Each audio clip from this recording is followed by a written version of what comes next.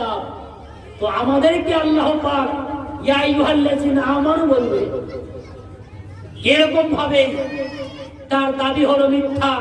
কারণ কোরআন শরীফে যেরকম ভাবে ইয়া আইয়ুহাল্লাযিনা আমানু, হে ঈমানদারকে আহ্বান করে ডাকা হয়েছে, এরকম ভাবে আল্লাহ পাক একাধিক জায়গার কোরআন শরীফে ইয়া আইয়ুহান নাস বলেছেন। এই পৃথিবীর মানব জাতি জোরে বলি সুবহানাল্লাহ।